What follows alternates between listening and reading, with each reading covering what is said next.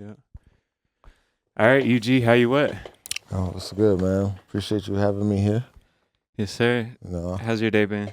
my day's been good. Did a little bit of recording, vibing, like getting these songs together, getting these records together, just putting shit in place for, really like the next 6 months. Yeah. I see Yeah. you in here more than maybe any other artist at Azimuth. We're locked in with Dylan. Uh, what does your studio schedule look like?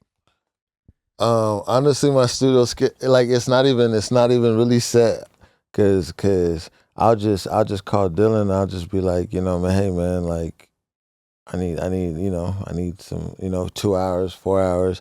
I'm kind of sporadic because I wake up early. I listen to a lot of beats early. I got to get inspired to make music, and it's kind of like on the run. It's not like really a set schedule. That's Yeah. why it works with us because I can call him and just be like, hey man, like I need to go in. But I call him a lot. That's why it can be like that. It's not like it's just random. Right. Yeah. And it seems like you guys find the sweet spot where it's like you won't like just force stuff and then it's like, oh, the hour is up, let's get out of here. It's like you've like formed that kind of relationship where you can just work, and Yeah. like it feels like you can be more creative in here than like how you can just hang out kind of around. For sure, and that's why it works because like it's never a set schedule. So sometimes we've had plenty of sessions where I just come in here and we listen to beats and literally don't even turn the mic on and record just because sometimes nothing comes out. Cause I Yeah. like to recreate in like real time, so I don't like have my stuff prepared when I come to the studio. It's just kind of like a free fall. Yeah, and you do have to let it come to you because you can't always just force it. No. You sometimes it's like the stuff you wait on that comes to you is going to be way better than kind of what you would force out. Yeah, the unexpected sometimes is what creates the best music, I feel like. For sure. So you and Dylan, what you guys have been on the last year or two, Uh-huh. is kind of what inspired me to ask you on here, because the stuff you guys have been doing, being on tour, playing in front of tens of thousands of people, like the high tens of thousands of people, Yeah, yeah. is crazy. So for those that don't know, just explain kind of from the start of that journey what's been going on. Well, shout out to my boy Houston. My boy Houston is really like, he just opened the door for everybody with the opportunities he had. And, me and him met on NBC at the American Song Contest. So, like, once me and him really, like, connected, we just been rocking with each other ever since. So that's just kind of like, we're just a whole team, So we know we needed a band. We know what we needed, the pieces we needed to put together to do this. So, like, he's with UMG Nashville. He got a partnership with them. He's also with Jelly Rolls Management. Manili, J King, and we got great booking agents like Hunter, and we just basically putting the whole piece together for everybody to kind of flourish for him. So like that's kind of where it came across. Like Dylan obviously being the drummer, I know Houston needed a drummer, so I was like, hey man, I know Dylan, I got a guy that can put that piece for you. They connected them together, they worked together, and it's just been great ever since. Him and my guitarist Theo, who I really work with a lot, have connected together. So really, like two guys in the band have been people that I was rocking with for a minute, and then everybody else is people he had. So we just kind of put those pieces together, and now we're That's dope. And making you it guys have rap. been playing festivals, opening up for some of the biggest acts ever. Yeah, You know what I mean? Like the yeah, Red Hot Chili Peppers. Of course, Jelly yeah, Roll right now is yeah, the top dog for in sure, his lane. for And sure. it's like to be with the same management or just to be around them, because you were Yeah. saying you met Jelly Roll, right? Like you got to talk Yeah, to him and yeah, a everything. lot, a lot. Because I mean, it's the same circle, so we run into each other a lot of different things. He's also, showed love to us in a major way. He brought Houston out. We was at a festival. Jelly Roll had no plan to bring Houston out, and He brought him out during his set. right during the set, Oh, that's crazy. I'm talking about dead middle of the set. Damn. Shouted him out and brought him out, and Did he sing a song or he just yeah, he sang a song with him. Damn. And Houston had this song. He had to learn the song maybe like in 10 minutes. Damn. 15 minutes. Like, man, you know the song? And he was like, dude, we're going to learn this. So we went back. Hit YouTube real quick. Yeah, we listened to it and boom. Damn. That's crazy to know you're going to be in front of over 50,000 people probably in a song you never sang before and you're supposed to sing it. Yeah. That's crazy. Yeah, that is crazy. I was like, man, dude, that's prime time right there, you know? Yeah. What do you think it is about Houston that you've seen that is different from other artists you've seen? I mean, some people are just a diamond in the rough, man. He's a superstar. Like, a lot of people can't sing live like they sound on a record. A lot of people can't do a whole hour set with no vocals, sing every song, not miss a lyric, play the guitar, play the piano.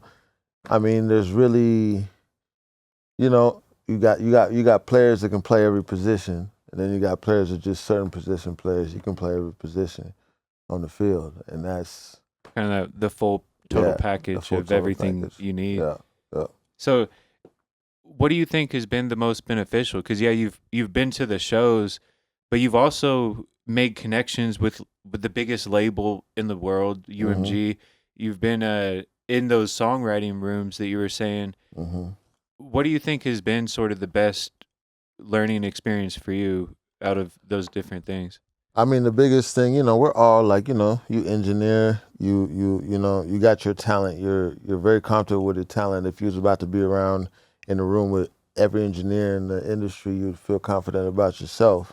The biggest part about that is just being able to show that, like we can really do this, and being in rooms with people that are doing it at a high level and having that conversation with them and knowing that, we can hang with the best. That does a lot for your nostalgia. Like like it does a lot for you as a person knowing that you're dealing with people. It's real. It's not like, because sometimes here in indie, when you're working on a song away from the industry, away from everything, it's like you hope it's real. But when you're working with people are going to put out a song and they've made a lot of money through the business, like it's real. You know what I mean? Yeah. So that's got to be a good feeling too, just knowing that you're in the right rooms, Yeah. And it takes that sometimes because a lot of people lose, they just lose that urge to keep going because nothing is really coming in the way. But I've been doing music, almost 20 years. And I'm just now getting to the place of what I'm experiencing in the last 3 years. Right. Of all them years.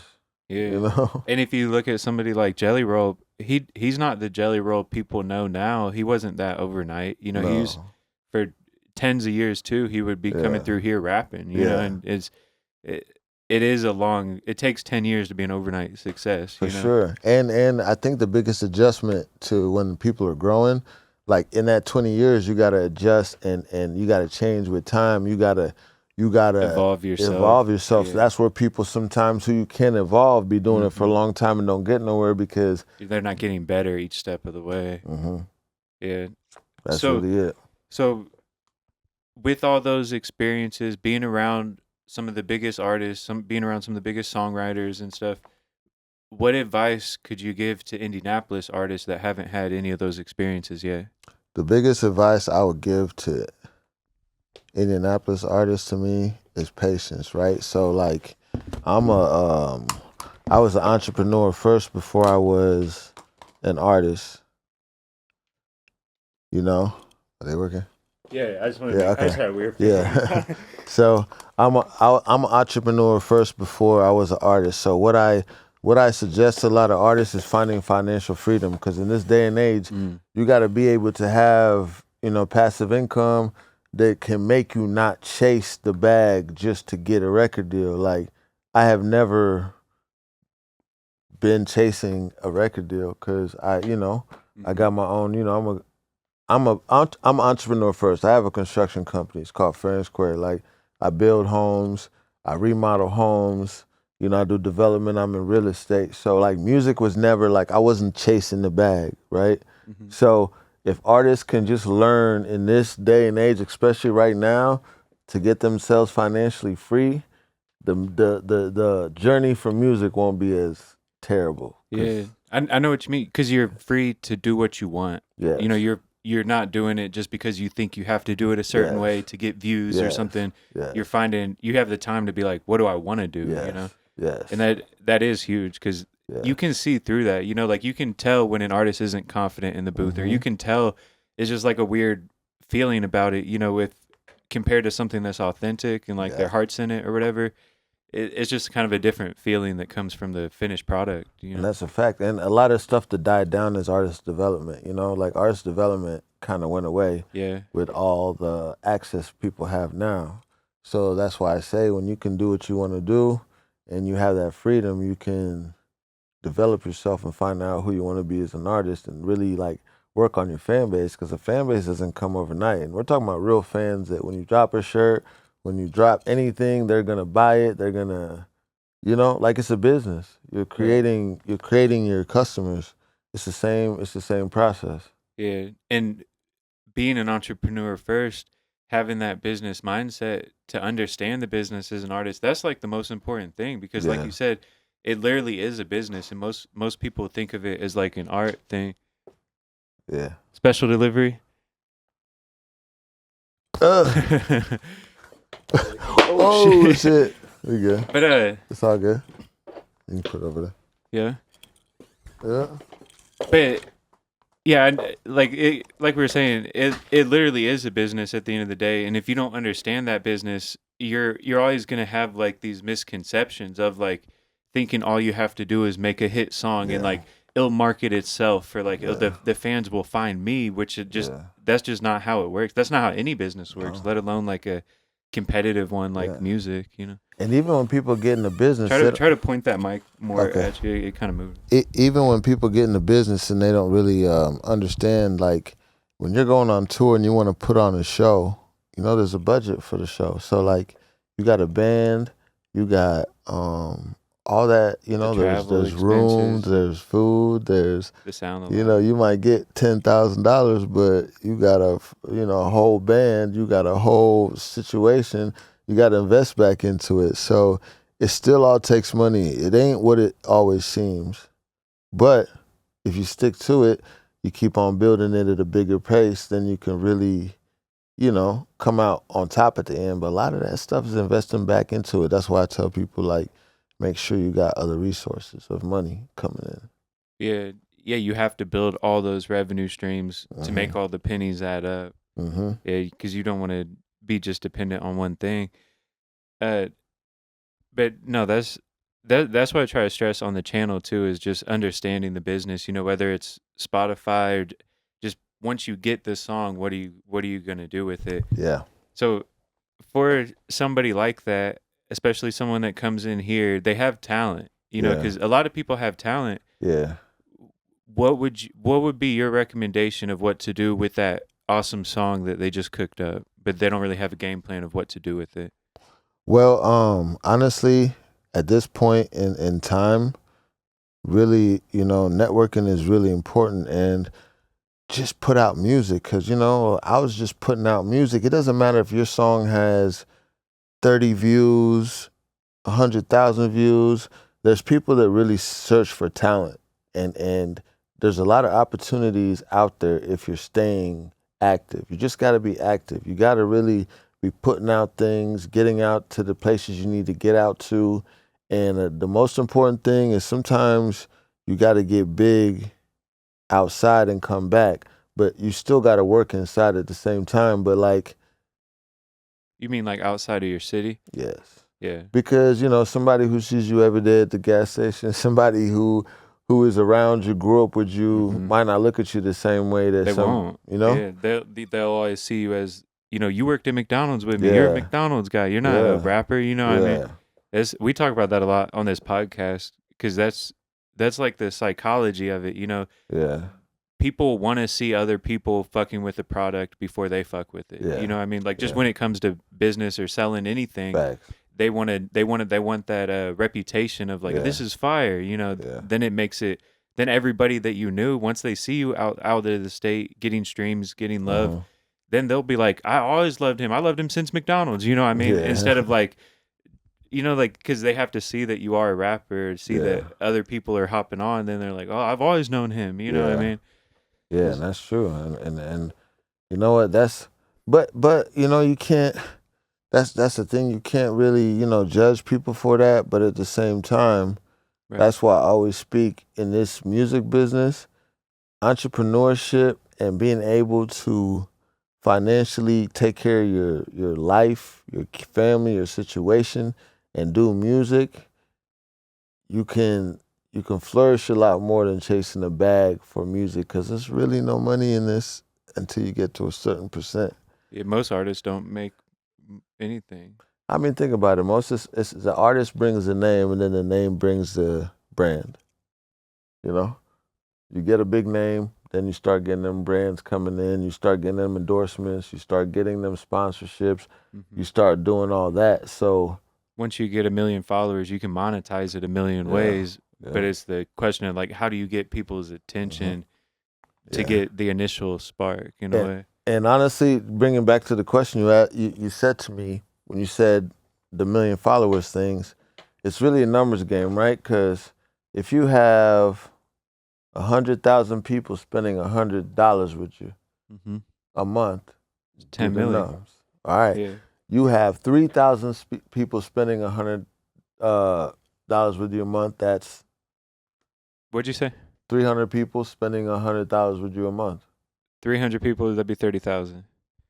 Yeah. It's a numbers game. Yeah. So just because somebody has a crazy amount of followers or whatever doesn't mean the numbers are adding up. Right. So if you touch a fan, like when we do these festivals and I talk to 20 fans that really, really are engaged, that's You're where the building money's at. like Yes. a core fan. Yes. They have a word for that now on Spotify. Is it super fan or something? Where Yeah. you can now see like the different levels of fans, the people that just heard your music once compared to the person that is your biggest fan. Yeah, dude. Yeah, because it comes down to that core following, and that's the beauty of being an independent artist. Where, you know, this is a bad example using Drake, but somebody like Drake that has the billion streams and billion followers, that money goes through a lot more hands, you know, and there's a lot more expenses that come out of the artist side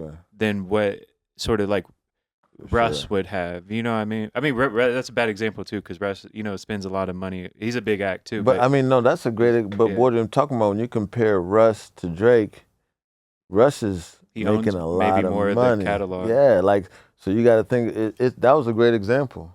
You know, that was a great example, because Russ is independently is on a high level. You got that top 1%, just like you're doing the NFL, NBA. You got that top 1%. But the thing about it is, artists need to just at least understand the business, because you got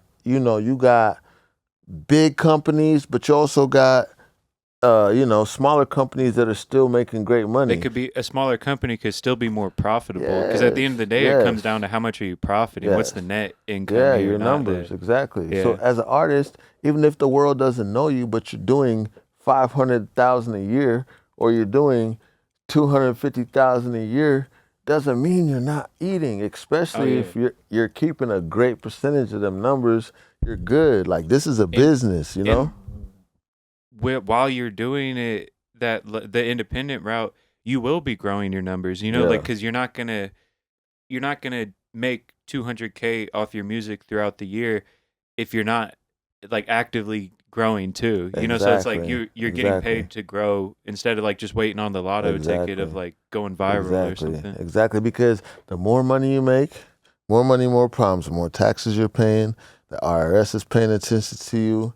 You gotta spend money, so you don't have to. You gotta.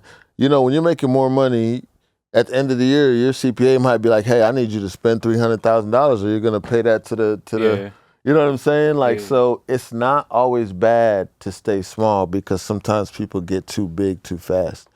You know, so like, you just gotta really just have that balance. As long as, you know, you're keeping the lights on and you're doing your thing as an artist, like, you're winning. Like, right. And if you can get money to reinvest, it is a business, you know. So like, if you generate revenue of money coming in, really you don't even want to just profit that and put it under the mattress. You know, Yeah. you want to grow your business with it. You know, you want to run more ads or buy that bigger feature, like, you know, Yeah. whatever you can do to reinvest to Yeah. make more of however you got that original money. Yeah. You know, that's sort of where you grow too, where Yeah.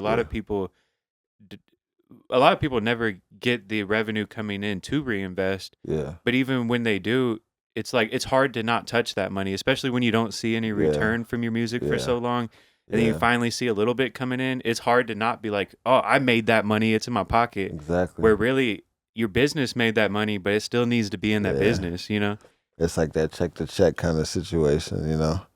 Mhm. It's completely true, man. Like, and that's what I tell everybody, you know. A lot of people, music brands artists, but their business mentality and all that creates the wealth.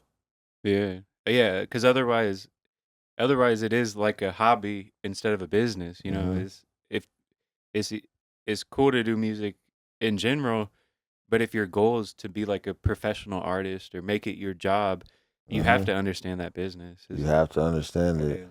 You have to understand it, and you have to have passive income. Like that's How did you set up your other businesses outside of it? Because I really don't know anything about any of that. well, I've had my construction company for about 8 years. Yeah. You know, I mean, you know, the How young. did you start that 8 years ago? Like just take us back to that Well, time frame. I started remodeling.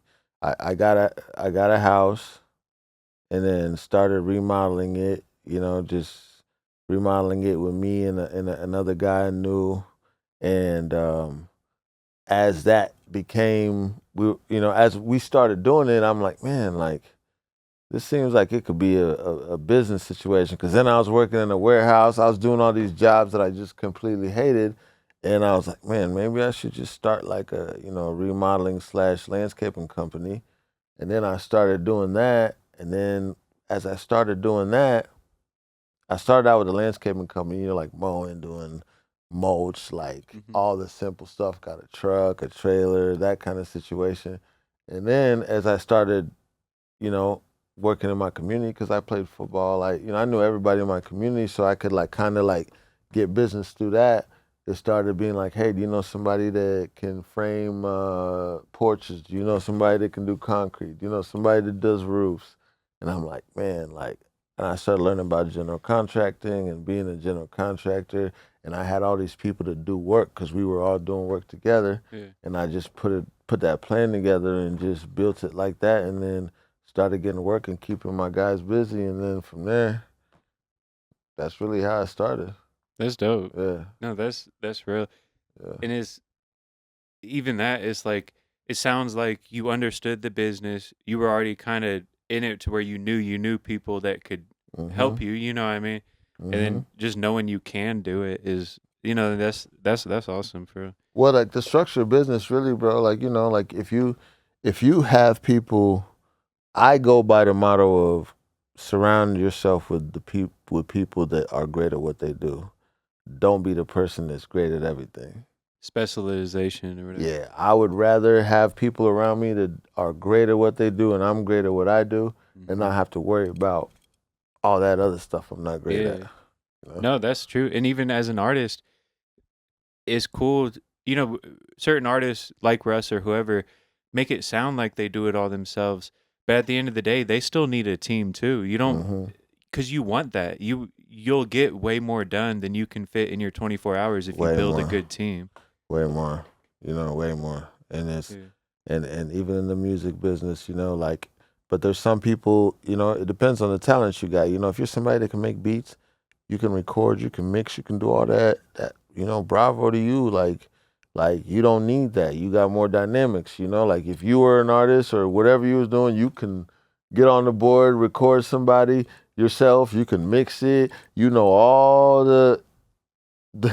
the gadgets to make it work. But for me, But even in that scenario, there's still moving pieces then that I wouldn't know. Like I would still need a distribution deal, you know, or I Yeah, would still yes, need facts, like facts, facts, some type facts, of team maybe to handle some of the other facts. shit that because I'm spending my time Yeah, doing as much as I can. yeah, It like there because there's so many moving pieces with it. You know, facts. it's a lot. But you still can't cancel out the moving pieces that have to do with being in the room. Yeah, yeah, yeah. You You know? still want to do as much as you can. Yeah, That's for sure. If you're not filling up your day, yeah, it's like then you don't need somebody else to do some shit that you could have done exactly, yourself. exactly. Yeah, But it's a even the balance. fact that I can't do that, I know I need Dylan to record me or an engineer. You know, like I know I need to. I know I can write and I can get in the studio, but once I come to that door, I know I need you for that. And like you said, then I know I need the distribution company.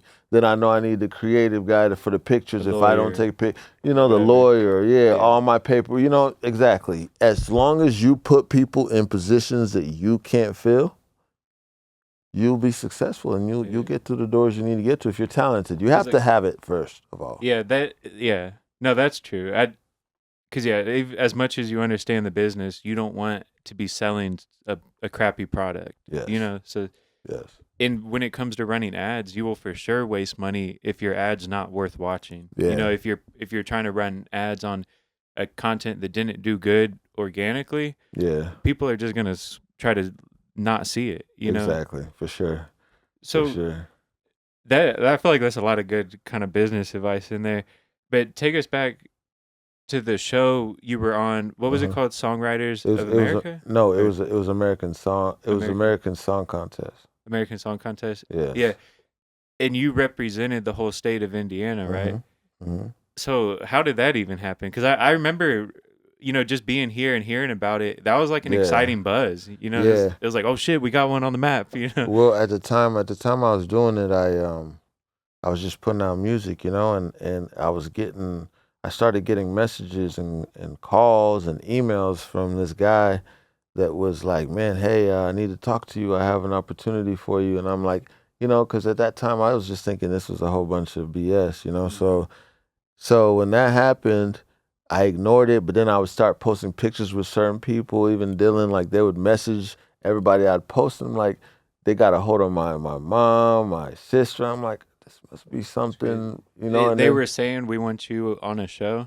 They're saying we had an opportunity because they couldn't tell. And you assumed probably it was like the other Instagram spam. But once they really reached out to everybody I knew it was real. And this guy, I got on the phone with him and he was like, look, I was on Spotify. I was looking up music and I really liked the music you had. And mind you, this is not crazy amount of monthly listeners. This is just making vibes and doing what I want to do. And how do you think he found you though? He said he was just on Spotify checking out, you know, music. But he had to be. He was looking for somebody from Indiana, probably. Yeah. They were looking at every state. Yeah, every state. So do you think there was like a playlist or something that maybe he saw that said you were from Indiana? You know what? They never told me that. He just said that he ran across my page. Maybe he can see too. Yeah. Maybe they have the Spotify analytics where they can see who the biggest in the city from the city is. But I don't think it was that because at that time the numbers was. That's what I mean. This numbers game is not even, you know, it's not even like that. So I was just putting out music and I was putting out content and he ran across the music and, you know, like I said, it's a little bit of luck and hard work at the same time. I can't say like if it wasn't good, he would have passed too. Yeah, he would have passed it. But the fact that I did not respond for almost 2 months and they still tried. Yeah. And that's how that worked out, man. So explain that first phone call when you realized it was real. How'd you feel? I was like, I still had to do an audition. So that was all just to get an audition. So even after that, I got on here in Studio A. Dylan was with me. I got sat down and did an interview. In person or online? Online. It was on Zoom with all of them, with NBC. Damn. Yeah, I did an interview, and then it took probably 2.5 months before they called me back and were like, hey. So they interviewed other Indiana artists too.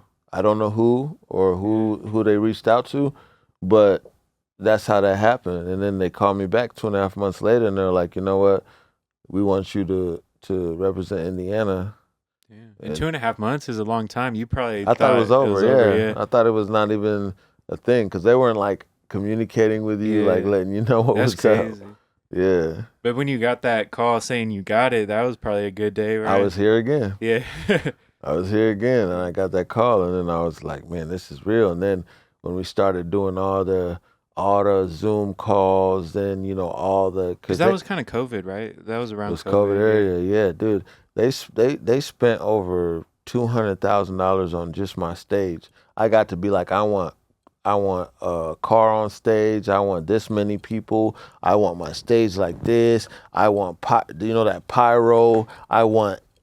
You got to. Yeah. It was just like the Grammys, man. Like I tell people this, like the same Grammy stage we see, that same treatment. It was exact. That's crazy. To the T.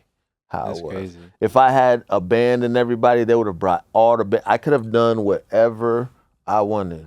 That's how I ended up bringing Maxie on it and all that because. Which that's cool too, because then it's up to you to be creative, So it's kind of like if you plan your show as crazy as you could think, you know what I mean? That's awesome. You can make it happen, yeah. Damn. Yeah, so, it was wild. And you ended up making a connection. Like you say, you met Hueston there. Yeah. What state does he represent? Memphis or something? No, Houston's from Florida. Florida. He's from West Palm. He's out in West Palm Beach. That's where he lives. Oh yeah. I guess I thought he was from Memphis because I feel like he looks like Elvis. Nah. You know what I mean? He ain't from it's Memphis. Weird. He has like a vibe or something that like it just reminds me of Elvis. You know what I mean? Like how it's like he just seems different. No, he's definitely. And I mean that in a good way. I'm not like trying to roast him or something. No, like, no, cool. no. He's definitely but a lot of like Prince, a lot of like them, like he's inspired by real musicians. Like that's where he comes from. That's why he can play, sing, do all that stuff. Man. Like that's why he's multi-talented. Yeah, I'm a fan. So how did he do in the competition? He actually like kind of like you watch a show where you get like the golden ticket on the first night. Mm-hmm. He got that. He passed through the first night because it's 50 contestants, and then some people passed through right away. Then there was voting. We were there for almost 3 weeks or so. Damn. And where'd you go? Cali? Yeah, it was in California. We were right. Yeah. We were staying right where they do all the, like the Harry Potter movies and all that kind of stuff, because they built the stage. Where they do all the American Idol. Like on the NBC set. Yeah, everything. Yeah, it was just the whole setting. I mean, it was the whole treatment. That's what I'm trying to tell people. I'm talking about that's cool. 5-star treatment you can ever get musically. So it went from that to that, and then you're like, when you come back, you're like, damn, like, how the hell can I beat that now? Yeah. But with these festivals, performing in front of 85,000 people, 100,000 people, Zach Bryan's, the Teddy Swims, the Jelly Rolls, the Red Hot Chili Peppers, the Dave Matthews Bands, people that I've really Y'all like. Open I used for to Dave jam. Matthews Band? Dave is at on the 21st of September. That's in Louisville? Yeah, Bourbon and Beyond. Yeah, Dave Matthews, I might have to Zach spin that. Bryan. I mean, it's like freaking 100 acts. That's crazy. 100 acts and big acts. The biggest.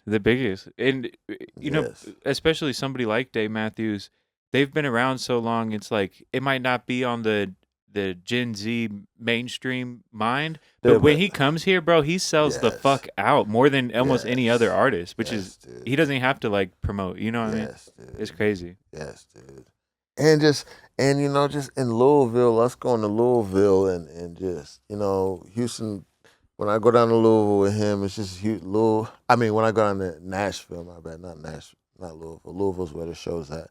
Nashville, dude, like, it's Nashville is the new Hollywood.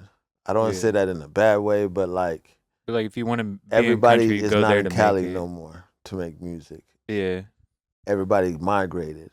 Yeah. to Texas to Nashville. Nashville is popping. When I tell you, you go down there and it's a music hub. That's dope. You know. That's dope. Yeah. So, what's something you've learned from Nashville that you could bring back to Indianapolis? You know, or something that you see there that you wish was here? And try to keep the mic closer. It keeps falling down a little bit. It's really. Oh, a second. Yeah, I can hold it too. Yeah, right there. Yeah. Okay. Yeah. I mean, it's really what I've learned a lot. What I learned a lot is the skill of writing, right? Like you know, learning how, you know, intros, learning pre verses, learning, you know, structure of music, learning.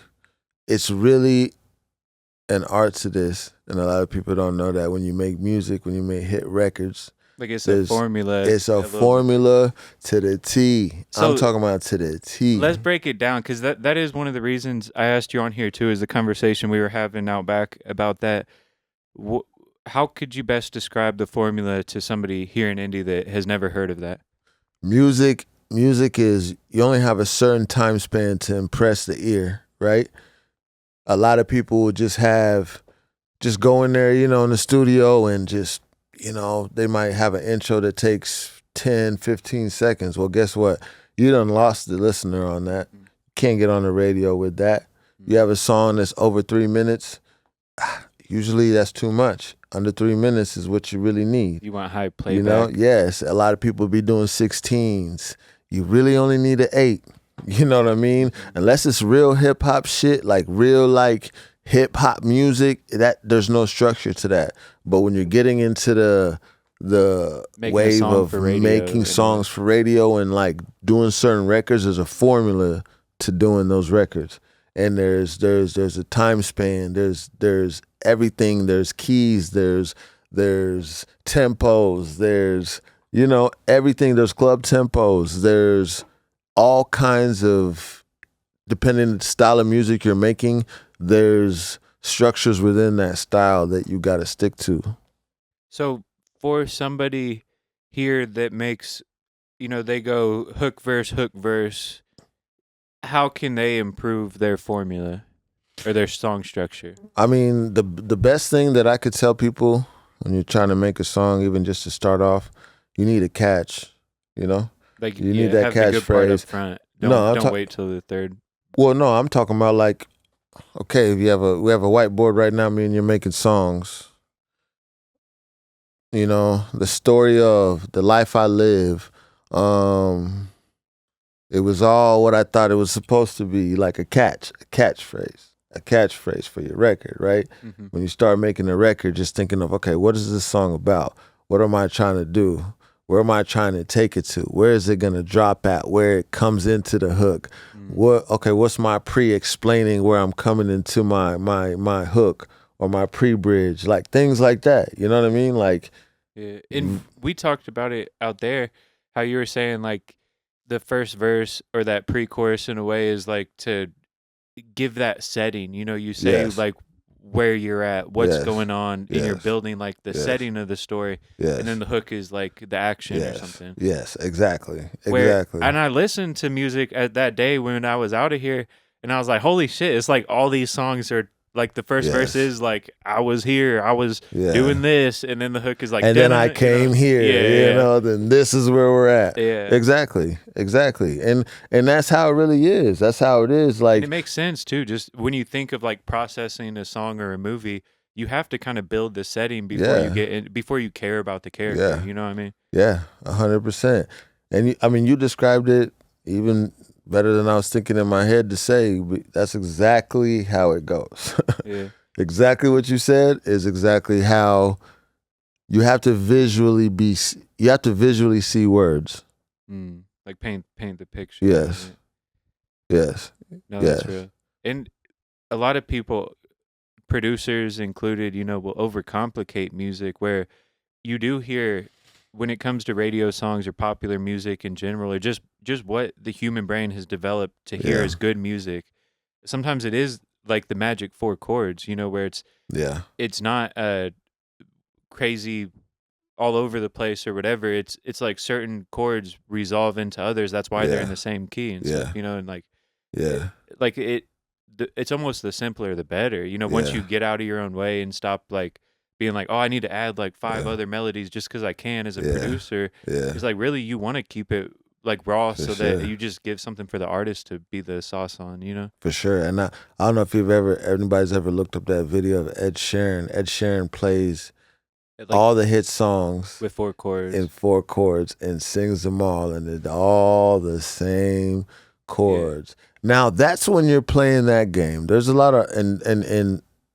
to be honest, there's a lot of artists that don't agree with that, that make their own music. Well, and he sort of oversimplifies it even too, because on guitar too, you can play the same chords, and if you move the capo around, it's different keys. You know what I mean? And just because it's the same 4 chords, that doesn't mean that's all the song was. You know, because there's still other melodies involved. There's still different tempos, like you said, or different ways of doing it. But facts. Because there's only 12 notes possible. You know what I mean? On it. So it's like eventually there's going to be too much music for sure. You know what I mean? Like you're going to hear the same chords and the same notes over and over. And that's 100% right. That's 100% right. And that's and that's what it is, man. And that's what it is. Like I said, there's really an art to this music writing. A lot of these major artists, I don't care if it's from Drake to freaking Morgan Wallen to any artist you want to talk about, like there is a formula to this. And there's usually multiple writers, like we were talking about collabing, where you know, it gets such a stigma in rap, but throughout all of music forever, that's been the normal thing, is to have like a room full of writers. The artist, of course, maybe gets the bones together and then they kind of fix it up. For sure. And we talked about that, of possibly like a songwriting camp here. So just explain that to somebody that could potentially be involved with it, of what that even means, you know, of like what you would want them to come in here and do. I've always thought about that. I've just been like, man, if we can get the dopest artists here, and then when I say dopest, I'm not talking about your numbers, I'm not talking about any of that. If we could just get like artists here that are just, you know, just good musically, musicians, and not just artists who write lyrics and all that, just like create a hub here and make records and be prideful enough to decide, oh, that record would be great for this artist. We know, let's say we have not even 40 making songs. It for a specific artist, you're just making a quality song. Yes, and then we all sit here and be like, you know what, that song would be good for this artist. This person has a voice. This woman, and then that record everybody eats. That's the thing. People sit in this little shell thinking like, oh, I'm gonna make it myself. No. And you're gonna have, in a way, the city behind it, because you're already drawing from sort of the best talent in the city. And it could get to the point to where, you know, a lot of big writers could be involved, big writers outside of here. You got to learn to create like that, because a lot of people are so dope and are just great at the art of writing and not the artists. Then there's people that are the artists that are great at being an artist. You know what I'm saying? Like, that's the beauty of it, and that's how you really create crazy records. And I feel like that's why this city has had some people that have, you know, made it in the music industry, but when it comes to, you think in Atlanta, all those Migos, like everywhere that the music's gone, it's been a collective of writers and music coming in. It's not just the artist. It's not just that. No, that's facts. And yeah, there's sort of, right now, if you ask a random person in Georgia or wherever who's a rapper from Indianapolis, they probably couldn't name anybody. You know what I mean? When you ask like a random person, where most states you can.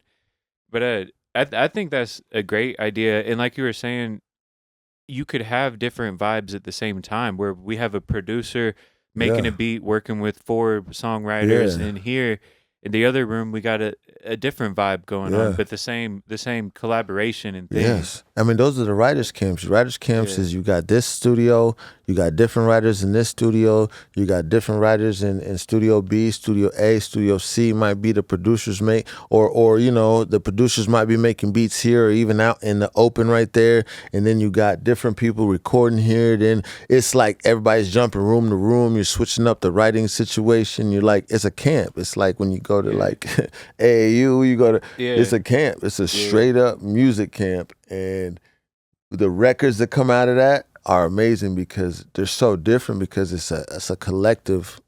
The energy is different. The way you're going about it is different. Yeah. And after we talked about it, I was watching an interview with Benny Blanco, you know, who writes for Ed Sheeran. He's written a lot of like famous pop songs and different stuff. But he was talking about that too, how literally they were doing the same thing where it's like this room was this big artist with these people, this room was a different one, this one was a different one, but in the same night almost all the songs they made were hits. You know what I mean? Like, even though as a person, as a music listener, songs always come out at different times or whatever, but it is surprising how sometimes those collaborations, that's where the hits come from. You know, and you'll, whether it's like the Dreamville documentary where they all were in the studio locked in, it does.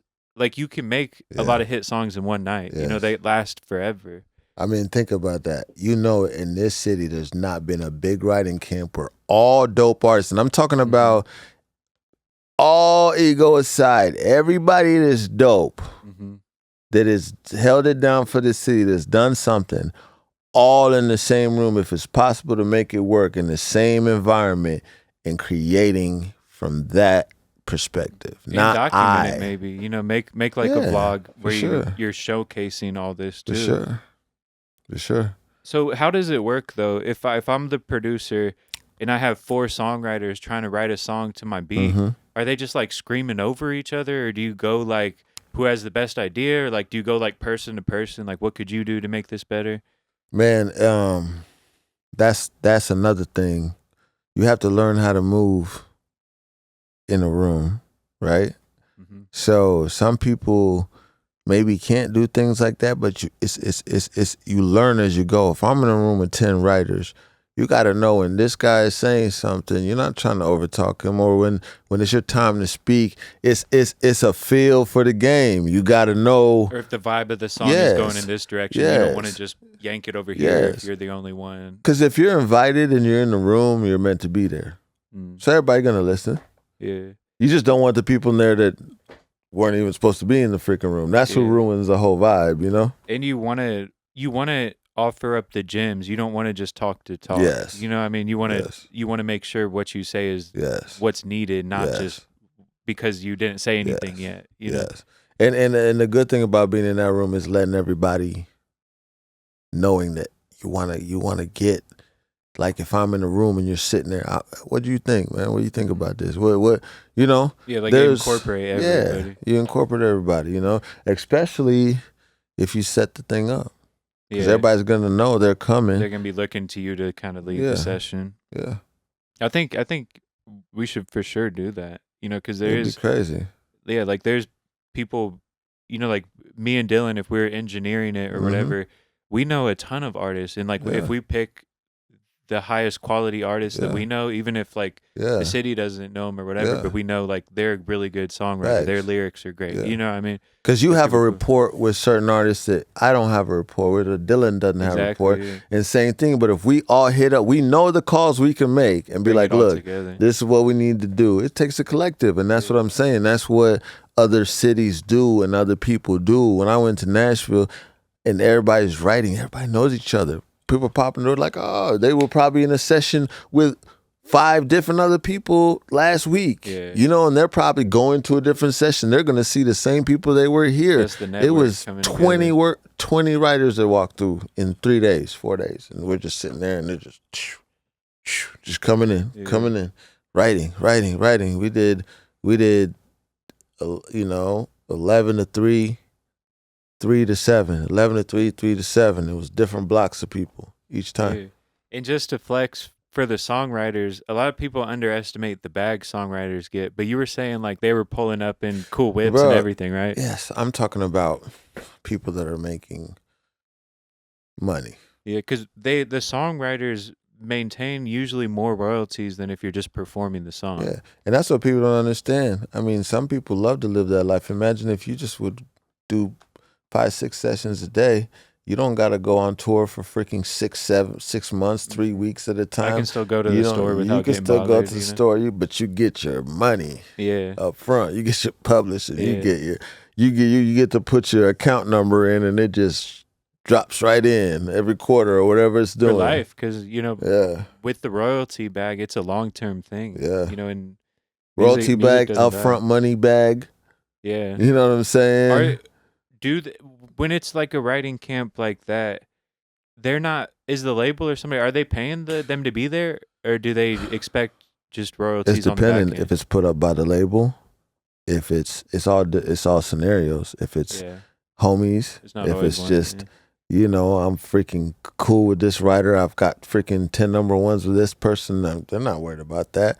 But what it comes down to is having your BMI, your ASCAP, having your business together is very important, because once the records come out, you were there, you're a part of the record. It doesn't matter say if you said the or you said ...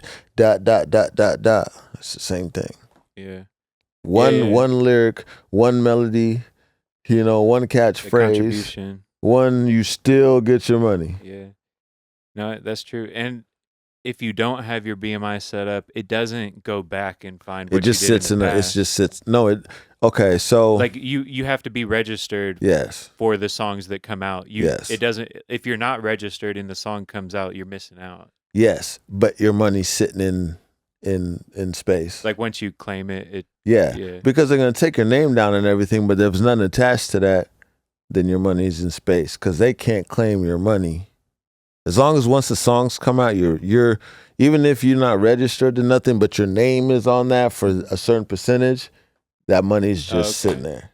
So you can I wonder you how can much go back money and is collect just sitting it. in space, There's because a lot of people. a lot of people are terrible at knowing their credits or even checking. Yeah, nobody can claim it. Nobody can keep You think it. it's It like just sits billions of there. dollars? For sure. That's crazy. For artists, it's a lot of money. I don't know to what degree, but yeah, because it literally sits there. Yeah.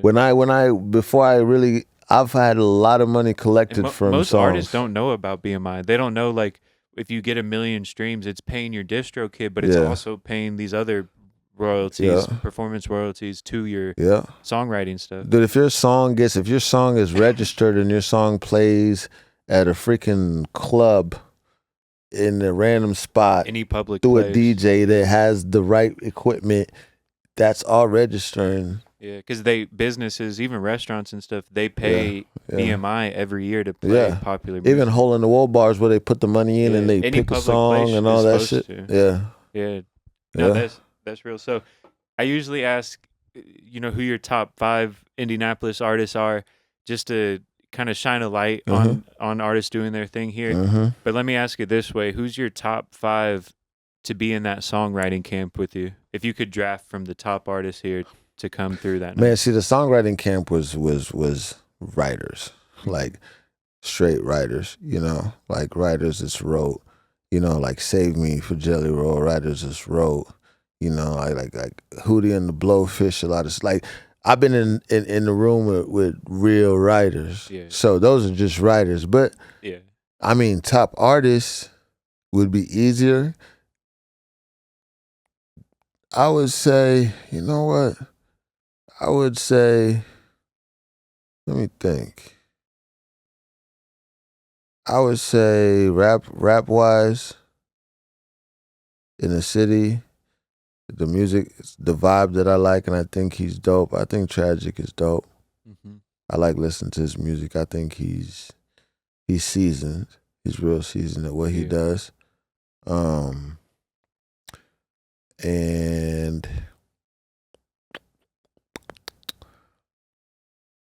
And I wouldn't say necessarily favorite, just like why I think they just, for what they do, it's super dope. I think Lil E's dope. Yeah. I think Lil D, and I think Allison Victoria for like just her voice. I think she's a super dope singer. You heard of her? No, who'd you say? Allison Victoria. I don't think I know her. Yeah, she's a singer. That's that. She's a singer in the city. You know, I have a lot of people like on a personal level that I deal with that, my whole crew that I came up with writing with, like Chris Conte, like Bruce Lloyd, like even like just musically, just even like Coach Kane, and then just like because those are a lot of my squad members that I came up with writing with that we created. Me and Chris Conte created a lot of music together in the dungeon for a long time. So like my KUS family, Kings Under the Sun, like a lot of those guys are like super dope. I think Indianapolis got a lot of, I heard Hennessy singing on some like record that I thought was super, it was super dope, like the harmonies and the way. I didn't know she was really like that at doing her thing. Yeah, even like, I like what Kitty's doing. I've done a song with her too as well. I've done a song with Kitty, and obviously I've worked with Maxie on different records. I've worked with Juicy. I've worked with Lil Billy. I've worked with I've worked with a couple. Who else am I missing? I know I'm missing because I have worked with. And you use Zero a lot, right? Zero, yeah. Producer wise, Zero, Joey French. Heavy, like Joey French. Me and Joey, the song me and Joey French did is what got me on the show.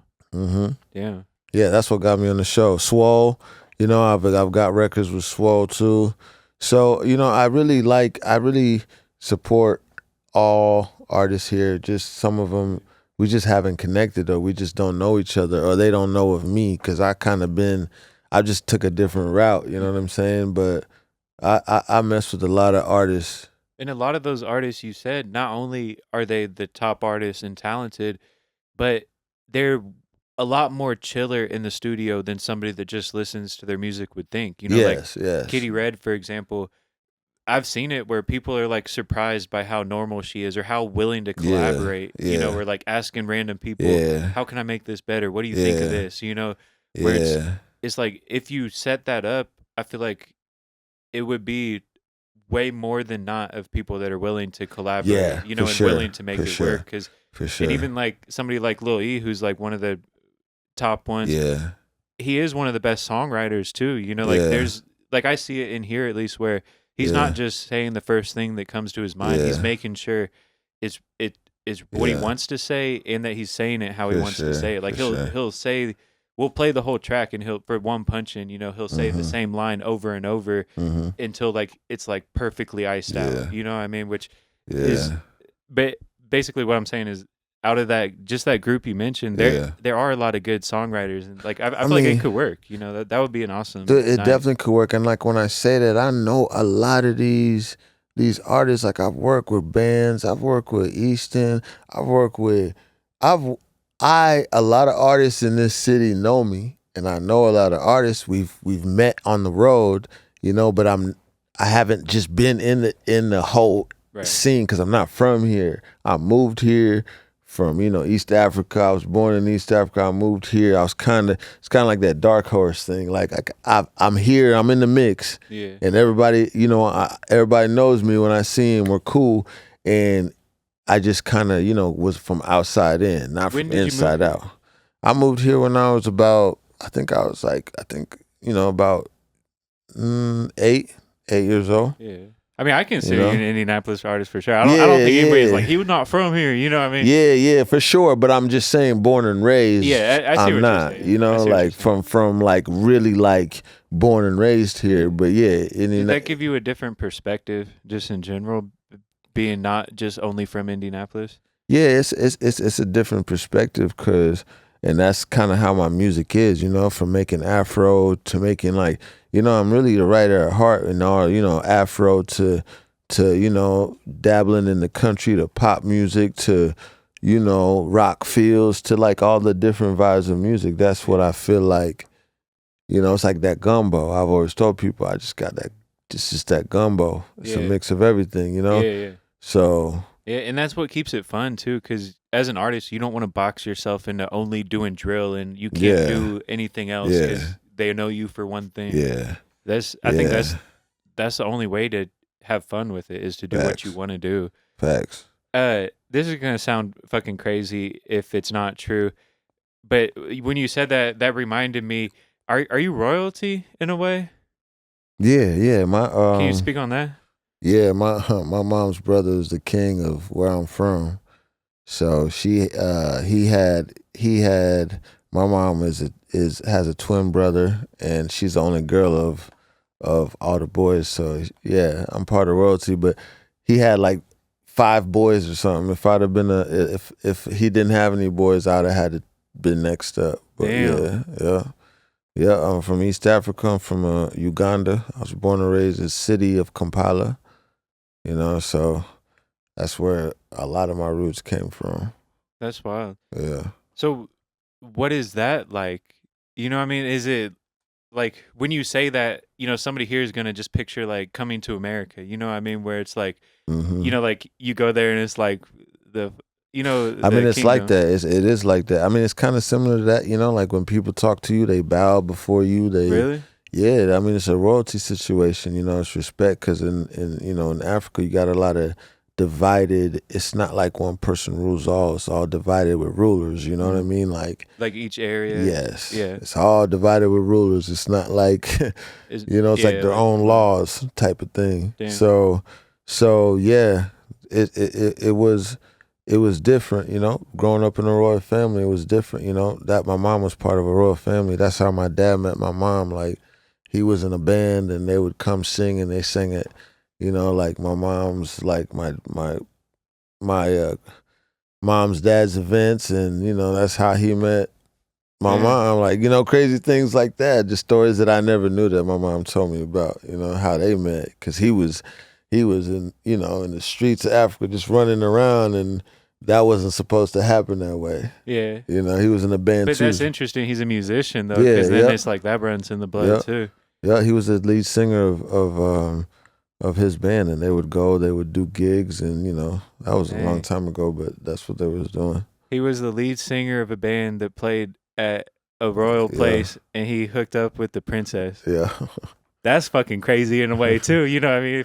Just the storyline of it. That's awesome. Yeah, super dope. Yeah, It's that's different, crazy. Yeah, I got pictures of all that when they were performing there and things like that. So like, Damn. the backstory is good. I mean, the whole story is good. Me coming That's from mad interesting. You know what I mean? And is good that it's even just different. Like that's super unique. You know what I mean? It probably gives you like a different perspective even too. Yeah, I mean, even to come to the States, I had to be here for 10 years. I couldn't get in any trouble. I couldn't get, I couldn't. I had to be on a clean slate. I had to take my citizenship test. My citizenship test. I was on a green card. I had, it took a lot to actually become a citizen of the United States. Did you like it here when you first moved, or were you like, yeah, this is why we came here, the land of opportunity, Yeah. because there's no opportunity back there. This is the land of opportunity. This is where you can come, do what you want to do, create your own life, and make something out of nothing. This is the best place to be. No, that's real. And that's dope. That's like exactly what you've done too. Like whether starting your own business or chasing your dream with music and everything. That's to have that instilled at you at an early age is like that. This is what we're coming here to do. Yeah. That puts you ahead of the game. Because some kids feel like they can't do anything. Or like they got to graduate fucking college or something before they're like in the real world. Yeah. But it's like you can start a business at any age. There are kids every day that start a business doing something they know about that's like in their lane. For sure. That they, you can make it work. But like how when you're being around a place that, you don't take advantage of things, but when you're around something that's just in your lap, you don't take as much pride into it. Why do you think all these foreigners come here and go to school here and go back, go get their masters, go get their you take it for granted a little bit. MBAs, and because this is the land of opportunity. You come here, if you get it here, you can get it anywhere, times 10, times 10. No, that's real. That's real. So this is a question I always ask too on the podcast. What do you want your legacy to be, just as a person in general? My legacy I want is everybody that involved in me to have got everything they wanted in life. Say that again. My legacy is to be everybody that is around me to have got everything they wanted in life. Yeah. Because if they got it, I for sure got it. That's real. Yeah. That Yeah. you hope everybody wins Yeah. around you. Yeah. Yeah. That's true. Because the rising tides raise all boats. Yeah. Where like if it's only you getting it, It's not fun. it's not fun. Yeah. It's gonna Yeah. take the sort of the joy out of it. Yeah. Or it's gonna cause more problems. Yeah. Yeah. No, that's real. Yeah. That's one of the legacy. Everybody be like, man, you know, I'm dealing with UG, but all the opportunities came to them too, you know, and I not me even standing in the way of them just to, you know, I know if everybody's around me is winning, I'm winning, you know, so Yeah. I'm not, you know. What do all you good. have coming up that people could check out, or you want people just to know about? I got a lot of new music coming out with, you know, Farmhouse out of Nashville. I got music coming out. You know, my boy B Sams is producing a lot of the records for me. Shout out you B. know, Sams. Yeah, shout out B Sams. And, you know, we got situations with different labels out there for distribution and all that.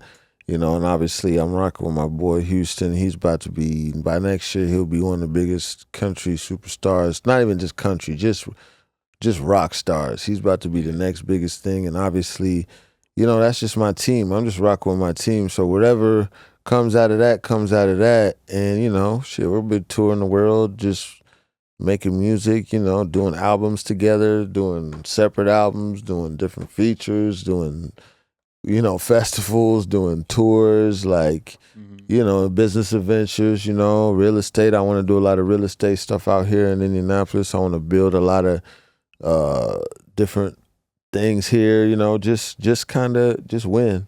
Yeah. You know, No, that's dope. And I feel it too, like we were talking about, where it does seem like with his style being different and sound and everything, that there is a good chance Houston will get like a hit song, you know, like in the next year or something, which could just catapult everything, you know. It will catapult everything, bro. It's gonna happen. It's We're exciting. already doing the camps to make it happen. We're already working to make it happen. This is our year going. This is how we're now rolling, and we're traveling. We're doing shows. We got shows coming up. We got big. You know, we're gonna go overseas. We got everything is there. It's all coming. It's all gonna be announced as we go. It's all gonna be a situation, and just kind of build from that, and you know, hopefully, you know, he's gonna come out here too and work in this studio and do camps here, and you know, hopefully we'll be doing Live Nation, and we'll be throwing things here, and just, you know, kind of just build it the right way. Yeah. You know? No, that's awesome. And just being a part of that, you know, like the same way, it leaves you a better chance to also like develop your hit song. You know what I mean? Like, just because, like we said, the rising tides kind of can lift all boats. So it's like just staying consistent, like you've been, and being in the certain rooms and stuff. It's exciting to think of what could happen in a year. You know, for sure. And there's no giving up. That's what I mean. Like if it's all about topping what you did, you know, TV show, that was cool. That was a year ago, almost 2 years ago. Now what's next? Now we're everywhere doing big ass festivals, doing, you know, 100,000, 85,000 people. That's way bigger than the show. Now it's okay. What we're gonna do next? Now, what we're gonna just keep on top. If we keep on topping where we was at, and keep getting better. Yeah, we're gonna get there. You know, the money will come. We're not chasing the money. We're just chasing, you know, a legacy. So that's really it. No, that's awesome. So the last thing, I guess, on the good days like that, it's got to be super exciting, right? Yeah. But I'm sure there's periods too where, you know, it seems like whatever fizzles out, you know, like you said, the show might have been 2 years ago. There might have been like a point where you're like, what am I doing now, or whatever. You know, there's certain days where you're down, or maybe you think of giving it all up, or like, what am I even doing? So what advice could you give to an artist that's in that phase where they're questioning if they should even keep being consistent? I don't know if I don't know if you've ever seen that on social media where like the guy's digging through that wall and like he stops right before he gets and to then the other guy, you know, like every time you feel like you're about to give up, that's the time to you turn gotta up. realize you've already came a long way. Yeah. You don't want to just if you Yes. give up, it's never gonna happen. Yes, right when you're about to give up, that's when you turn up. Yeah, because then it can right be the w- most frustrating. Because the Yes. closer you get, the more you feel like it Yeah. should already be there. You know? Yeah, because a comfortable spot is when you're cool. You're not tripping. You're not stressing. Everything is comfortable. When it feels like you're not there yet, or you're not getting there, that's when you're getting closer. So that's kind of like the mentality I've kept. Every time it's been like, fuck, like I'm you in wanna limbo. you need to get comfortable Yeah. being uncomfortable Yeah. to really grow. Because otherwise, you're Yeah. staying in your comfort zone. You know? Yeah, you should be That's right. uncomfortable for. You should be uncomfortable until you're ready to retire and really not chase anything. That's it. And then you'll pretty enjoy much, it. You know, yeah. then you'll enjoy Yeah. whatever because you know, like this is Yeah. better than Yeah. trying to be comfortable but nothing happens or Yeah. whatever. You know. Yeah. Yeah, I appreciate your time, bro. I think you gave a lot of good advice and Yeah. everything. Appreciate it, bro. I Yes, appreciate sir. you. Thank you. You know, I appreciate I hope to have you having back me too. here. You know, as things Yeah, grow in the next year or yeah. whatever, it'd be Bro, cool just to keep anytime. up with this with the Anytime, journey. bro. This is like my second home. So Yeah. you'll catch me here, and like I said, I want to do them writing camps, and you can. We should. help I do out want to with set that up too. and I we think that would can- be tough. Yeah, we can do that. And I Document haven't- it. I've seen people sort of get together like that, but to do it in like a professional way, like what you Yeah, see we're gonna do it other on a studios, different level, you that's feel me? better. Yeah. Catering, it's gonna be the same way it really vibe right. is. Get the vibe right and really make this like, and just get hit records and then give them to some people and then let them rock. Yeah. You know? No, I think that's dope. Thank you for your time. Yeah, no doubt, bro. Yes, sir.